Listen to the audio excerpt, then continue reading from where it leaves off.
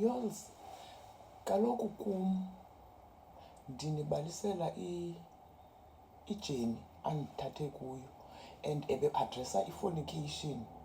Njengamntu oye wazicelela uyohlala kowabo ndakonsenta, undivezela izinto ke ngoku ezirongo.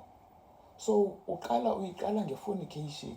Uba ke xa uyi-follower of Christ, i-fornication yinto engafanelanga uba siyayenza. Sifundana ngokwezocansi ngaphaya kwiigeyithi zomtshato.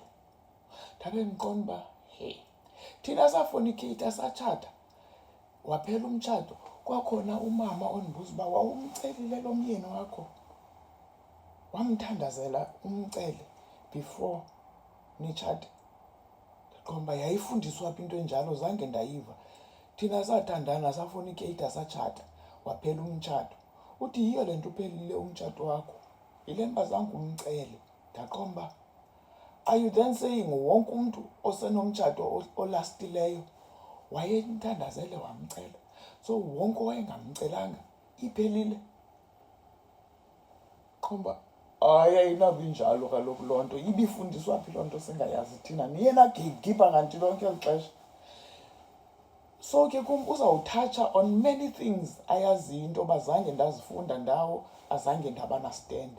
Enye yezinto ebendimbuze yona uba abantwana bam Yesu, njengoba ndinabantwana abakwi-LGBTQ,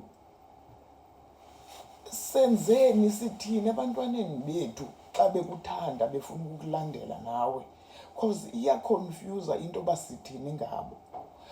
Uthatsha ke ngoku nakwi-homosexuality into okokubana isizathu sento yoba ibe rongo, enye yezinto engenziwa ngaphaya ekhaya ezulwini.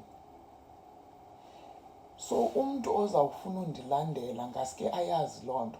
So ndathi ke mna ke ngoku xa seke ndibezike lolo hlobo, endithatha endibuyisela back kwistory saseSodom neGomora, endivezela iivesi ezizawumane ziphindaphinda into yoba fornication.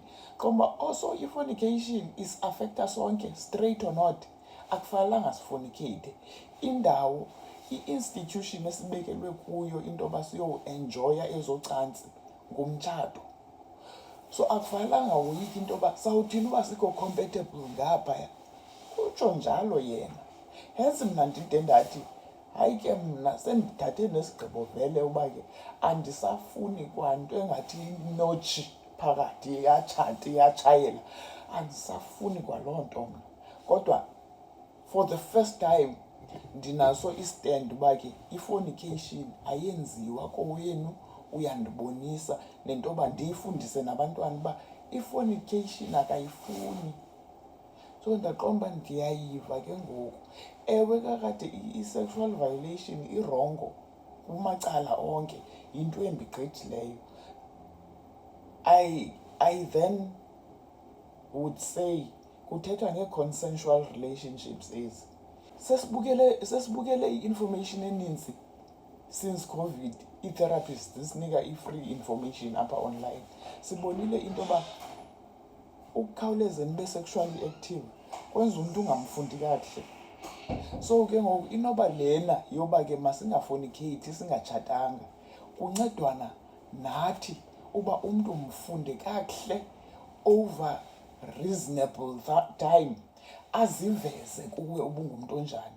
Kuba once niqale ngoku ni-introduce le interaction yecansi, awulali ingqondo, yawulala.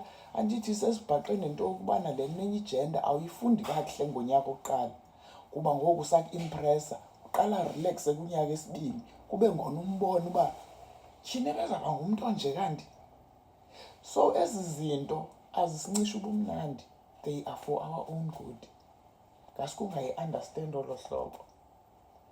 Mandikuvezele nezinye izinto aphinde wandibonisa zona, ezi-rituals ze-Roman Empire esiziprekthizayo thina, but singekho aware uba kanti ithe ngoku zenza ezi zinto sesikhethe elinye icala, kodwa ingqondo nentliziyo ibisithi singapha.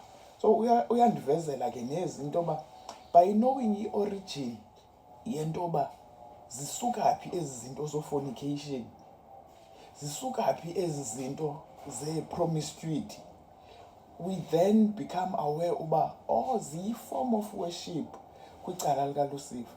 So xa sowukrosa ubuya kwicala of following Christ and waiting for his return, kukho izinto ekufanele uziyeke, kubekho a clear line into yoba awusenzi ngoku these pagan practices. Uye wakhetha i-life of purity, i-life of being holy, because God is holy and heaven is holy. I hope you understand.